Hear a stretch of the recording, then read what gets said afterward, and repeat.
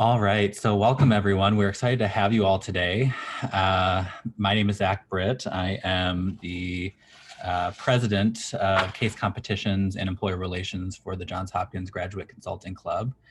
I am a second year MPH MBA student at Johns Hopkins, and I've also been on the executive board of the consulting club for the past year and a half since summer of 2019. And so I'm really excited to see everybody here and to this year oversee the case competition and all the amazing stuff we have in store for you. Our case competition, this particular one, the spring healthcare case competition, this will be the 10th annual one.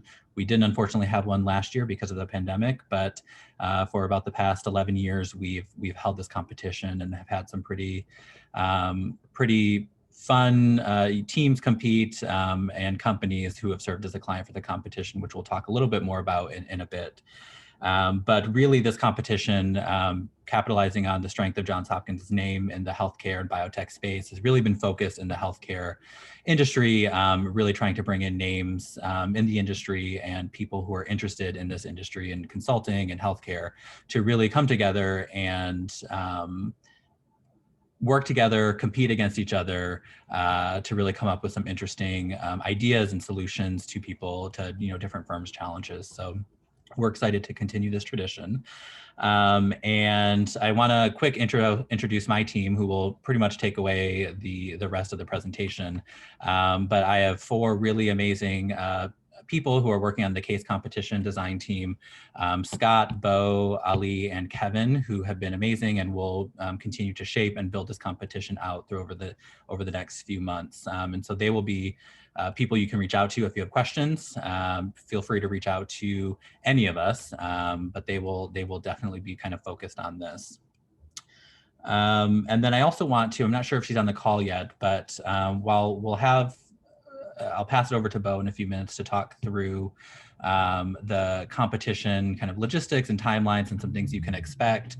We also are incredibly lucky to have JHU alum and someone who has both competed in our competitions in the past and has won this competition a few years ago, Jessica Joseph, who since graduating has now gone on to BCG and is a consultant there. And so we're excited to have her here because after we talk about the logistics and what you can expect, she'll go through her experience in the competition and what are some of the insights or recommendations she has for people who are whether they're the first time competing or whether they've competed before. And so you'll have a chance to ask some questions of her. And then lastly, we're excited because in this, I know, virtual setting, it can be really hard to connect with people and build teams. And so if you never competed before, you don't have a strong kind of consulting network in your program or in your cohort, it can be difficult to really find people. So we're going to offer a little bit of time at the end to go through that as well. And to, if you're interested in finding people to form a team, stay on, and we'll kind of have a speed networking type situation. So I'm looking forward to today's session and answering your questions. Feel free to put those in the chat. We're going to ask, because we have so many people on the line, that you refrain from taking yourself off mute and just put your questions in the chat unless we kind of open it up.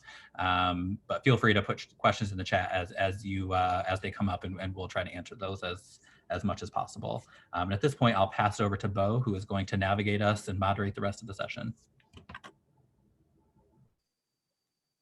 Great, thank you so much, Zach, for the introduction. Are you guys able to hear me?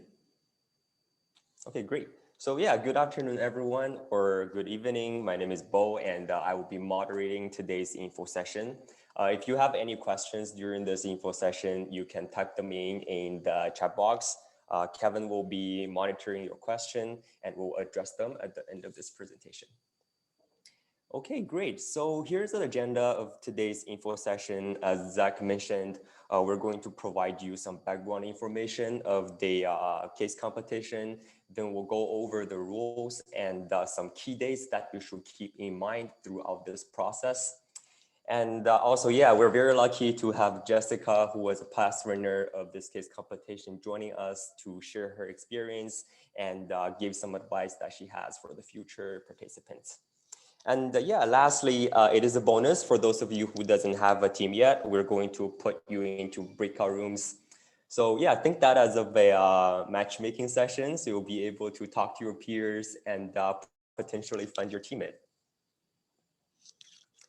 Let us start with some background information. As Zach mentioned, in previous years, this case competition is on site where you will be presenting your solution on a stage in front of the judges. But unfortunately, it is not the case this year due to pandemic. We're moving it to an online environment. The case competition itself provides an opportunity for students to make a diversified team to take on healthcare business challenges. And you will be competing not only with teams from the Johns Hopkins University, but also other top graduate schools across America. And we get asked this questions a lot, which is, why should you compete? You really should compete because firstly, the case competition itself is really an opportunity for you to combine your academic and professional experience in a setting that is outside the classroom. And the second reason that is you will have the opportunity to build up your network through building your teams and through interacting with the clients and judges in the case competition. And another thing that I like to highlight is the prize money. So top 3 teams will be awarded with this prize. And in the past, this case competition prize has been ranging from $1,000 to $7,000 for the winning teams. And our clients are the industry leaders in the healthcare industry. The business challenge, i.e. the case you will be solving, is actually developed by our client. We're still in the stage of finalizing this year's client, and we will announce that in the next few weeks. So please to make sure that check your emails and stay tuned for the updates. Our past judges are healthcare consultants from a variety of different firms, from management consulting firms such as Bain, McKinsey, BCG, to specialized healthcare consulting firms. And they will be the ones who will be evaluating your performance on the day of the case competition. And now I'd like to walk you through last year's case. But keep in mind that this case is not necessarily going to be the same type of case that you will receive for this year's case. But we hope that this example will give you a decent taste on what type of business challenge that you're expected to solve. So the case was that our client Brandbox approached to you to ask you to identify in which US care settings that they can implement their technology with the greatest impact and how they should approach this market entry. And you're also provided with some guiding questions in regards to the current product landscape in United States, as well as some potential opportunities for our client. These are super helpful, especially when it comes to for your team to construct your approach to the case. Yeah, so let's talk about the rules on forming the team. If there's one slide that I think you should take notes on, it is definitely going to be this slide. So there are 3 main rules that you should be aware of to form your team. The first one is that the team members must be graduate level or postdoctoral students. For example, master's students, PhDs, and MBAs, etc. The second point is your team must consist of students from at least 2 degree programs. Meaning that if your team consists of 5 MBAs, then your team is not going to be eligible. And the third rule is that the team must have a minimum of 3 members and a maximum of 5 members. All right, so what is actually going to happen after the registration? There are 2 main phases of the case competition. The phase 1 is that after you submit your application, you will receive the first part of the case. So there are 2 parts of the case. In phase 1, you will be focused on solving first part of the case, and you will have 2 weeks for that, and you will submit your presentation to our team. And after that, 20 teams will be selected based on your submission from the first part of the case, and they will be moved on to the semifinals on the day, which will take place on the day of the case competition. And you will also have 2 weeks to prepare the second part of the case. And you will be presenting your final solution on the day of the case competition. What is going to happen on the case competition is that the 20 teams will be splitted into five different breakout rooms. And there will be one team from each breakout room advanced to the final round. So there will be 5 teams in total. In the final round, your solutions will be pressure tested by our judges through a Q&A panel. And let's quickly recap on these stages. So make sure that when you apply, you meet all the requirements. And for phase 1, you will receive first part of the case and you will have 2 weeks to solve it. And for phase 2, 20 teams will be selected to go to the semifinals, and presentations on the second part will be built upon your submission from phase 1. And finally, for the final rounds, 5 teams will be selected and judges will pressure test your presentation via a Q&A session. Okay, so here are the key dates that you should be aware of from today to the day of the case competition. And I actually encourage you to take a screenshot of this. So just so that you can make sure you're on the right track throughout this process. I will give you 5 seconds for that. Okay. And lastly, I'd like to emphasize that we really want to make sure this is a rewarding experience for every participant, and we hope that you're able to get the most of it from this experience. So I'd like to point out some learning and networking opportunities. Our client will give you a keynote lecture on the presentation day, and they will talk about their company and the challenges in the case. And you also have the opportunity to network with the clients and the judges through the networking reception.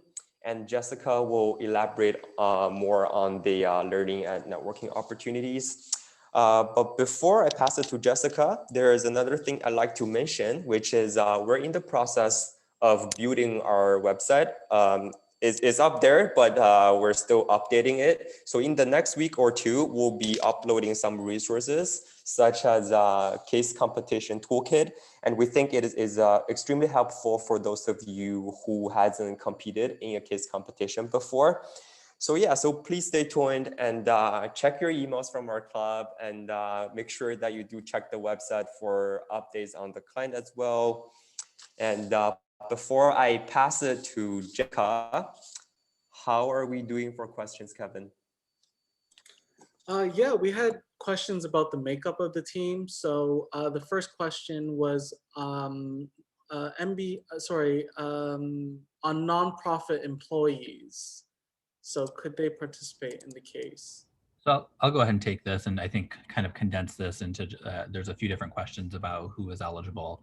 And so really these opportunities are for, because the Johns Hopkins Graduate Consulting Club represents all graduate schools at Johns Hopkins, our main focus includes graduate students and the populations at the graduate school level. And so our competitions are open to students who are in master's level programs across all of Hopkins and outside of Hopkins. This isn't just a Hopkins-centric competition. PhD students, MD students, postdocs, people who are in research fellowship positions and graduate programs. So it's open to all of those. And I think to help maybe bring greater clarity, because it's not really a black and white line with our requirement for the interdisciplinary nature of the team. It's not so much that we're saying, okay, they have to be for example, at the Carey Business School, there's more than just the MBA program. So you could have a master's in finance and an MBA, and those technically are still in the same discipline, but that would be fine. What we have seen in the past is that teams who have really diverse experiences, people with diverse experiences and academic training from different disciplines do the best, because they bring different types of thinking together to address the solution. And so if you have questions specifically about your team that you're developing and whether or not it meets our requirements, please just reach out in a one-to-one, because I think for the most part, just assume as long as they're not the same degree program, it's fine. but I'm happy to connect with people one-on-one about any of those specific situations. And then I think there's another question about the application timeline and kind of the first round. We anticipate, but again, it depends on how many teams actually apply. We anticipate being able to bring everyone who completes a full and satisfactory application. We anticipate being able to bring them into the first round. That being said, if we get 200 teams applying, we cannot accommodate 200 teams. And so we, at this point, anticipate being able to bring all teams into the first round case. But we're not going to necessarily commit to that. And the reason we're bringing this competition and segmenting it into 2 phases is because we're in a virtual setting, and I have run competitions with like a national MBA association, and I've participated in other, and so have my teammates participate in other types of virtual competitions. And what we're actually seeing is that we get greater quality of presentations, and we're able to present higher quality top final presentations when we actually segment it into a first round and a second round. Because what happens is if we say, okay, well, we can only take 30 teams to the case competition on the day of, and we often see 5 to 10 teams actually drop out and not actually come to even the semifinal portion. And so really what this is geared as is a funnel to make sure that the teams who are signing up are actually serious about participating and going all the way. And so if you're a team who can't get through you can't submit something for the first round, then you're not going to be able to go to the semifinals and the finalists on the day of. And then Anisha had a question about assisting in finding teams. So we will today, at the end of this session, when Jessica is done really kind of talking through her experience and providing some insights, we're going to have some kind of round robin type. I'm going to put people who are interested in staying on in breakouts and allow people the chance to talk to one another and see who's looking for a team. We understand it's difficult to find teams in this environment, but we don't have the capacity to pair people up into teams. We expect that you take that on. So we're going to facilitate it today, and we may look at facilitating another type of networking session in a few weeks before the deadline, but we're not going to make teams, formulate teams for you.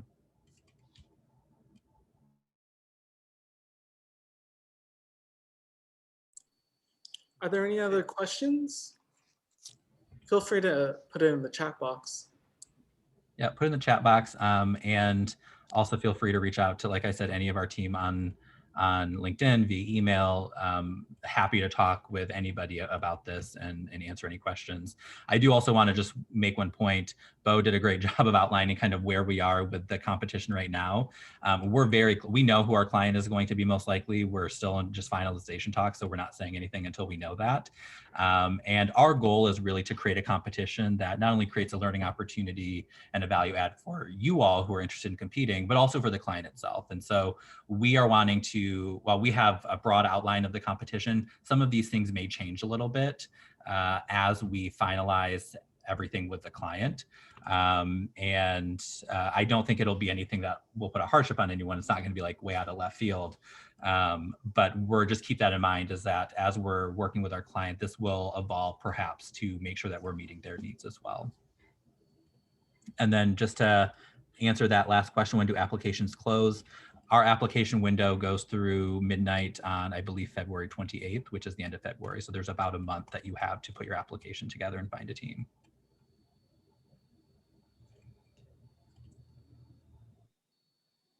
All right, Jessica, I am going to pass it to you. Hey, yeah.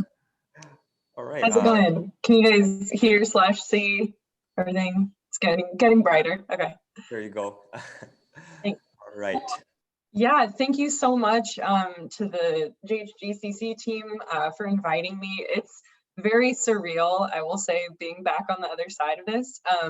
for context, I graduated in May from the School of Medicine in the CMM program, Cellular and Molecular Medicine. So while I will talk through this, and it might to a lot of people who've never done a case competition before, or maybe aren't even really sure what consulting is, it might seem a little bit overwhelming, or like, oh, like she's been doing this for years, of course she knows like what she did at that point. You know, the idea is I was exactly in your shoes not very long ago at all, and so I don't want anyone to feel like overwhelmed or like separate from the conversation, right? So I actually think if it's okay with the JHGCC team, I'm totally fine to jump in with questions, interrupt at any point, or feel free to write them in the chat and we can cover it at the end as well. But yeah, so like I said, I graduated in May. And so while I was in my PhD, just as a bit of background and kind of like why I got interested, I loved the science. I loved the critical thinking, coming forward to lab with like an idea of like, I have this big problem and like, we don't have any data on it. How am I going to go about answering that question? That was, to me, was always kind of the heart of why I loved lab. And I found that there was a limit to how much I could do in a day, really, right? Like, because at some point you stop doing the strategy and you start actually doing the pipetting, right? So for me, I started looking at other career opportunities, like how can I get to this point where that strategy part, that critical thinking, which is what I really loved, how can I do that as my job, basically? And then still potentially do it in healthcare space. So I started doing case competitions, did a few through JHGCC, did some international ones, and really found that that thought process and that thinking style is like really clicked with me. And so I hope that as you guys are going through this process, of course, it's easy to get bogged down and think like this is a competition, like I'm focused on this one point, but really do kind of think about it like a little more open and think about, you know, how am I applying this to what I want to do next, right? It's never just about the one activity you're doing at the moment. If you love doing this, that can open a bunch of different doors, and not just necessarily consulting, but different types of roles and things in the future. So that's kind of my plug to it goes a little bit to the last point, but just to say, as we approach this, definitely keep an open mind. It might feel uncomfortable to think this way, but it can lead to really amazing things.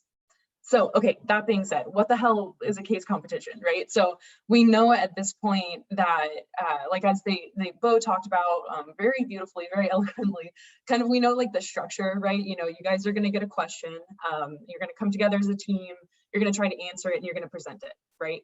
So what does that actually look like though during the week of that buildup? So basically what happens is once you form a team, and I'll kind of talk about that process, you guys will approach this question and it'll seem totally overwhelming. It'll seem totally freaky, like how the hell are we going to have time to answer this? There's a million different ways this could go. There's way too much data. How are we ever going to figure this out, right? So the idea is part of what you're being judged on is your ability to take that question and break it down into the components that are most critical to answer, right? So part of the way that you do that is by thinking, like, put yourself in the shoes of the client, right?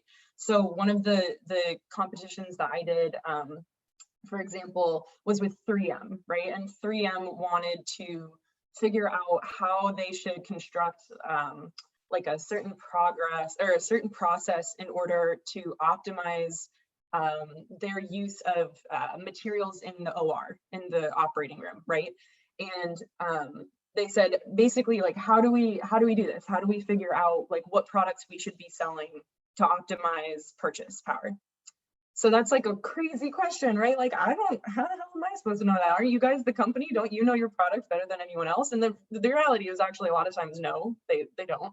And so what you do is you take that question and you break it down again into the most critical components, right? So number one would be, how is the client approaching this, right? What's the most important thing to the client? Because at the end of the day, that's who you're trying to like figure the problem out for, right? Two, what have they done and not done that we can actually help with, right? So where are the gaps? How can I fill that in? And then three, what are the action items that we would be able to then take to actually implement change, right? Because it's all well and good to come up with an amazing theory, but if you can't tell the company how to implement it, not to say you need to like, you know, be like, and then you'll do this, and then you'll do this, right? But if you can't say, and then you implement our suggestion, then it's not worth anything, right? So keeping it structured, high level enough that the company knows that you're aware of, again, what their needs are, what they have and have not done, and how you're going to implement it. That'll really let you get to the meat of the problem. And that's what really like brings the case together. And so what that looks like functionally is a bunch of research on your team's part, right? Like many, many hours. I think, you know, some of the most, not to say this is what makes a successful team, but some of the best cases I've been on for that week, you know, you're working until midnight or later, probably every night, to make sure that you have all the questions that you want addressed, you're making sure you're pulling the right data, things like that. And bringing that together at the end of a week. So you've worked with your team, you've gathered the data, you've put it into a presentation, and then finally, boom, you go to your judges and you tell them what you think the answer is, right? So even that's a little bit vague, right? Like I'm saying, like work with your team. So what does that actually look like? So to make a successful team, to me, isn't necessarily, it's not one thing that you can just like put on a page and be like, if we do X, Y, Z, my team's gonna win, right? That's just not how it works. I've been on some teams where every person is like, I'm gonna work on my own module and contribute, and we're gonna bring data, and then we're gonna smash it all together. Sometimes that works. I've been on teams where there's been like one leader and they're like, you're gonna do this, you're gonna do this. If everyone's on board with that, it's okay. I think the most successful teams are the ones that find that balance and flexibility with critical thinking. And I want to hammer home that point that the critical thinking is the most important part. It doesn't matter if you're on a team with your best friends and you're all like, we got this, I think this is it, like, let's go, go, go. If you're not challenging each other and really driving to that critical point of like the so what, then you're not going to get to the real crux of the problem, right? So in terms of finding people to be able to challenge you, I know it's extremely hard to do just like off the cuff, right? Like how do you figure that out with people you've never met before? And to be honest, it can be tricky. It's a trial process. It takes maybe, you know, it takes a few rounds to really find people you click with. But you have to try, right? Like I think what I would recommend is after this call, like find, if you have a list of the people who like were on this call, try to connect with at least 2 or 3 people, not like per day, but like maybe let's say per week. Try to connect with 2 or 3 people per week who are on this call, get a sense of, you know, fit, like how well do you feel like you communicate, like on a Zoom chat, what their goals are for the case competition, right? Because it's all well and good if you think someone's going to be a great partner and then it turns out they're in lab 100 hours a week and they can only contribute 1 hour to the case comp, right? So make sure you're aligned on what your expectations are for the competition. And then also that, you know, this is someone you feel like you can work with, right? If you're on a Zoom call and the person is, you know, like cutting you off and you're trying to talk about your experiences and they're like all into their own thing, like maybe they're not going to be a great teammate, right? So the idea being that you really want to look at communication patterns, make sure you match, make sure your schedules match, and then see if this is someone that you think you can like build a cohesive team who's going to challenge you on that critical thinking. So again, very vague, but like give it a shot. It'll work out in the end. Okay, so that's it for the team. So for the structure and approach to cracking the case, I talked about this a little bit in terms of what to expect from the case. But I think the thing here is a case competition is not in its own way an exam. It's not a multiple choice, like, did you circle A, did you circle B, right? Really what the judges are looking for here is in part like not just what you present, but also how you've thought through the problem to its fullest extent. So what I mean by that is, you know, it's all well and good, you guys have practiced your presentation 100 times, you get up there, it's flawless, you nail it, and they ask you first question and you have no idea, right? That's not the right structure that they're looking for.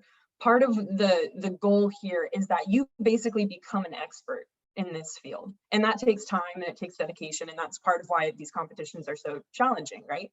But the idea here is that cracking the case, what that really comes down to is that your logic is so airtight that when the judges ask you questions, you can say, yep, we thought about that. Yep, we thought about that. Here's how we would address this.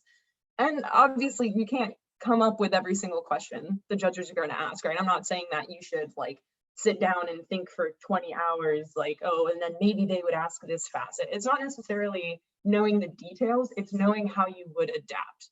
And what that all comes back to, again, is this theme of critical thought, right? The best teams, the winning teams, like I've lost to teams that I like respectfully have lost to because their logic was so keyed into what the clients wanted and problem solving around like any potential thought, right? So being able to problem solve doesn't mean you necessarily have an answer to everything. It could be, yeah, absolutely, that's a weakness, right? Like, let's say the client's like, for the 3M company, it's like, oh, well, you said we should support surgical tape, but we've seen like tape sales in Europe have dropped. So why are you recommending that, right? The answer doesn't have to be, well, actually, they haven't dropped, tape sales are going up and we're going to get you more money, right? It doesn't always have to be positive, but it's the idea of, yes, we thought of that. Europe in particular is going to be a hard market, but we think by applying first to the Asian markets and switching to Europe, then we would be able to address that swing, right? So again, you're not looking for that multiple choice fill in the box. It's going to check every single thing. What you're looking for is to show them that you can play the game of chess, right? That you can strategize and you can align your answers to the point where you understand where your client's coming from and you can deliver on their needs. Okay. Still very vague. I'm assuming I'm going to have a lot of questions, which is great. The questions are the best part. Okay, so from learning from the process, experience creates value. That experience creates value thing I hinted at a little bit is, cannot emphasize that enough, right? So I did probably 5 or 6 case competitions. And I would say by the time I had finished my 6th one, I was like, okay, I think the next time I do one, I'd probably be able to do it pretty well, right?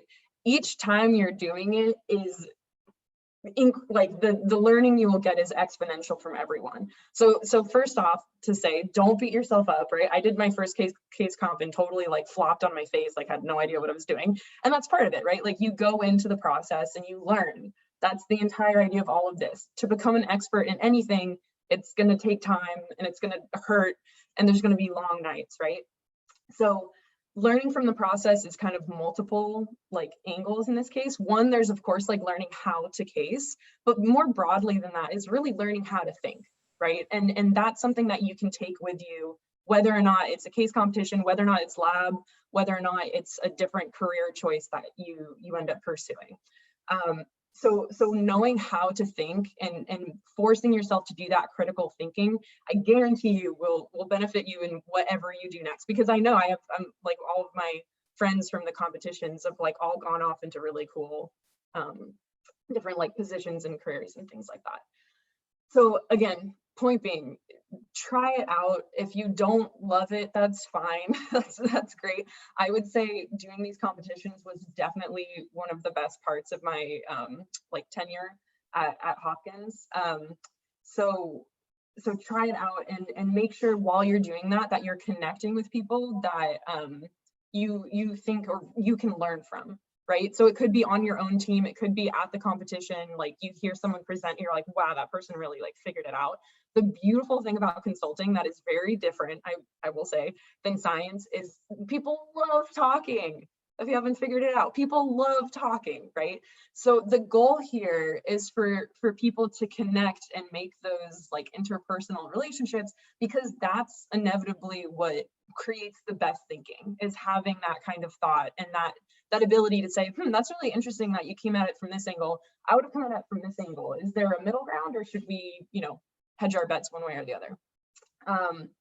So anyways, good luck to everyone. Please feel free to reach out if you have any questions, either about the competition, if we don't answer them right now, or about consulting in general. As like a side note, I was choosing between a couple of boutique healthcare firms versus like BCG, which which is where I ended up. So I can also, if people are a little bit more advanced in that timeline and are curious about next steps in career, happy to talk through that as well.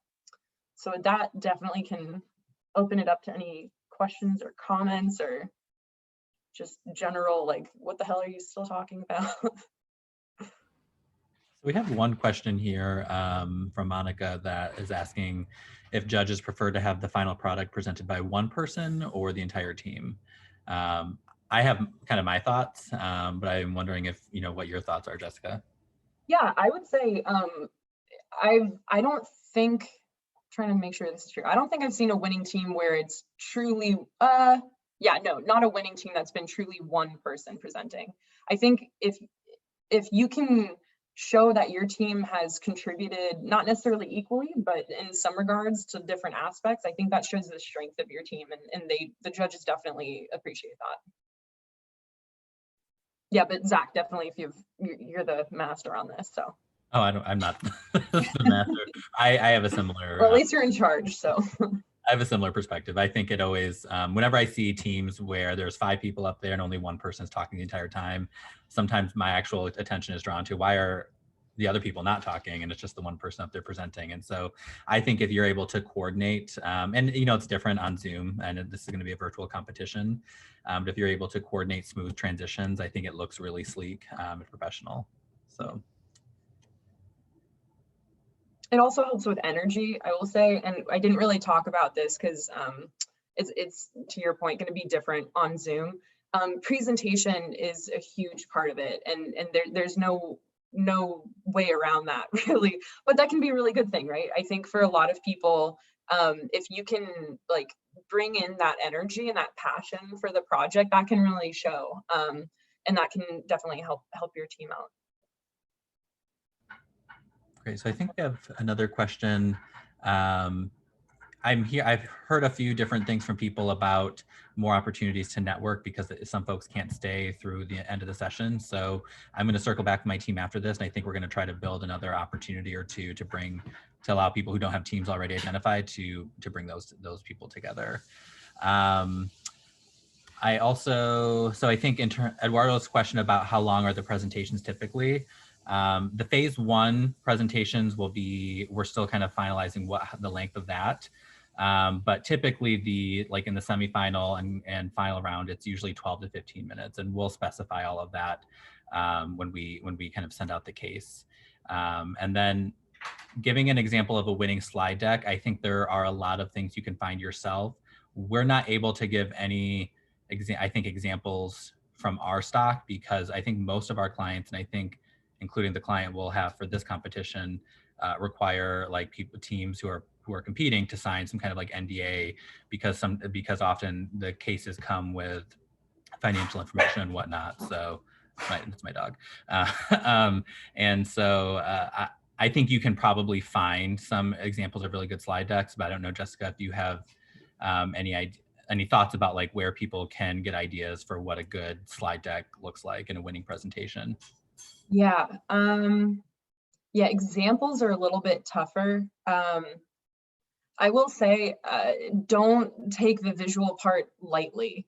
Again, it kind of goes hand in hand with the idea that a good presentation can really boost your team. A very strong visual deck doesn't have to be bright and flashy, but if it can convey a kind of eloquence, I guess is the way to put it, or sophistication, that in its own way can, it's going to be the first thing that people see, right? Especially on Zoom. So it doesn't need to be flashy. If anything, you want to visually convey your message in a way that is clear, but assists in the sophistication. I know that's super vague, but it's different than science. In science, it's almost like the opposite. It's like if you put too much time into the way the deck looks, it's like, oh, well, what are you hiding with your data? And it's kind of the opposite here. If it looks under-tailored, if it looks like you just threw it together overnight, it automatically gives the impression that there's less effort put in. That being said, don't only work on the, the deck. So it's a balance. And then Renee has a question for you, Jessica, regarding what you think are some of the key points that made your team when you competed stand out. Okay, good question. So let's see. So, okay, so two examples. So one from the last JHGCC competition I did, the question, it was that 3M question. And I think what made us stand out for that one is that we were pretty much the only team. I don't want to say only, because I don't know if other people also on this call were in that competition, so I don't mean to like talk smack, but we did our homework. That was the difference. We actually went on the 3M site. We showed what their current capabilities were, what clearly the gaps were based on like their portfolio, and how we could actually merge our idea with their infrastructure and create something that would be very, very low like time involvement on their part with high yield. So whereas other teams came up with a somewhat similar ideas to ours, they were saying like, oh, well, we're going to build out this app. We're going to add like 10 things here, here, and here. And we said, nope, you don't actually have to do that. You have the system in place. You just need to tweak it to make sure that it's coordinated for the operating room. So that's, again, point being, doing your homework. That's a big one. And then another competition, I did a Northwestern competition, and that one was actually funny because it was competing against NPAs who think very differently about these processes than we do, I will say. But so in that competition, it was a very vague question, and it was, why in biotech do people, like, why do people hate biotech? Like, why do people hate big pharma? Is it a problem, and should we do anything about it? And that was it. That was the entire prompt. And so the thing that took us kind of above and beyond in that competition was, I think, that really critical thought. So most teams approached it like, yeah, it's a problem, and the issue is like people don't trust you. So we're gonna do broad marketing campaigns that show like, yeah, of course you can trust us. Like, we're the ones making sure you survive through the night if you have a heart attack, or like things like that. And our response was, yeah, it matters, but where does it really affect the client? Where does it really affect big pharma? And it's through legislation, right? So stocks weren't being affected by negative press, negative influence of like people's thoughts. But all of a sudden, if you looked at the numbers, people were piling on more and more bills to try to regulate big pharma, which obviously can, negatively affect those companies. And so our response was to really dig into that government side and try to come up with a middle ground of saying like, you have to meet them halfway. You have to present like, we're willing to give this up if government is able to protect us from this angle. And we came up with this kind of creative tax solution that let kind of everyone win, right? And so all the details aside, point being that, again, that really critical thinking is where we got to the heart of like, what's the real problem here? The problem isn't that people don't think they're not good. The problem is that people not liking big pharma leads to regulation, leads to like depression of success from big pharma, right? So that combination of like doing your homework and thinking critically, if you can combine those two, that's a pretty usually a winning combination. And it doesn't always have to be the most work, right? Like that 3M competition was like, I found a web page on the 3M website that was like, here's exactly what they're doing. And it was like, oh, I think this is our solution, right? It doesn't have to be like this crazy out of the box, mind-blowing thing, but it's partnering the creativity with the structured thinking. That's what sets the teams apart. Great. I think so. Our next question is around how much time one might expect to commit to this, and I think so. I know it might be somewhat different for this coming competition, just because we're going to have two different rounds. But with kind of a normal competition, and when you get the case, what did that look like for your team, Jessica? Yeah, so it totally varies. I will say, again, this is why it's so critical to find a team that you're on the same page with. I can't tell you how frustrating it is to get like 4 days into a competition and you're like right at break point, and someone's like, oh, sorry, I'm gone for the weekend, I can't contribute. And all of a sudden you're like a 2-person team when you should have been a 5-person team, right? So that point being reiterated. I think your guys' structure might be a little bit different than it was when it was all in person. But I would say that for most competitions, I was meeting with my team starting, if we got the prompt on like a Friday, we'd start meeting on like Sunday, maybe Monday at the latest. And then we'd probably meet for like 6+ hours a day for the week. So I don't and not all of that necessarily is in-person meeting, right? That might be like, okay, like we're getting coffee at like 6 p.m. We're gonna break, go get dinner. We're all gonna do our own research, and then we'll set up calls and like come back. And so it's not necessarily like I'm sitting with my team for 6 hours, but I would say, so what's math, like 40 hours in a week for the case, something maybe more. Again, though, totally depends on your commitment level, right? And not commitment in a bad way. I don't mean like, well, if you want to win, you'll put in 40 hours. Not necessarily, right? Like you might come up with something that's great and it's clean and all the rest of it. But I will say that that difference is what I was saying about doing your homework, right? Because to some extent, these questions from the companies are completely real. These are real things that they're wondering about, they're asking about. So you have to assume that they've put in some amount of effort to understand the problem, right? And if they're doing that, they don't want to hear the first thing that they thought about when they came up with the problem, right? If the solution is like, we need more money, and it's like, sell more product, it's like, yeah, well, we kind of knew that, but like how, why, like what are the barriers, right? So to really get at the heart of the question and to do that critical thinking, it takes time. So I would say between 20 to 40 hours, I guess. And it's so crunched at the end too. I'll say, like, we've had multiple like 2 a.m. nights like leading up to the competition. So not to be afraid. It's the most fun I had in my PhD was those nights with the team. So don't be afraid of it. But I also think a lot of how much time you end up spending depends on how much experience you have with like organizing teams in the past. And so if you really focus on coming together and setting your team norms and really talking about how you want to approach the case rather than diving right in, that tends to help teams, I think, move forward together more effectively. absolutely. And you'll find too that it's going to feel ambiguous probably until you submit it. There's always going to be like an open-ended question. There's always going to be like, well, we didn't get to this one thing. And it's like, that's part of the game, right? That's part of the chess plays. You have to prioritize and know what you're going to lose and how you're going to account for that if it comes up. But that's all, yeah, that's all part of it. So our next question is, and Bo, can you just remind me how much time we have before we have to do breakouts? Oh, we are pretty much at the time that we should do the breakout rooms. Okay, let's just do one more. Yeah. Let's just do one more question, and then we'll move to breakouts, because I think this is a good question. So Arthur is asking if you were able to interact with the client's company, so like 3M or one of the other competitions during the case, and how that compares to real client engagement. Yeah. So in terms of the first part of the question, so in terms of interacting with the client's company during the case solving, no, you don't at all. And that's actually part of what makes it very difficult, is because you kind of feel like a fish out of water, and you know the water is right on the other side and you can't get to it. So that's part of it, right? They understand that context though, like you only have the information that's in the packet and then the internet, which isn't going to be able to give you everything.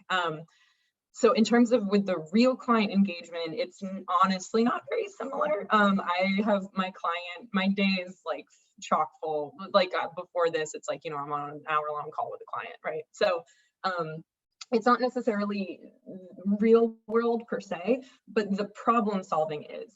I would say the types of problems that we get here and the level of like engagement with having to think through and feel like I don't have all the resources, like how am I supposed to know that? That's actually pretty spot on. So being able to adapt to that is great.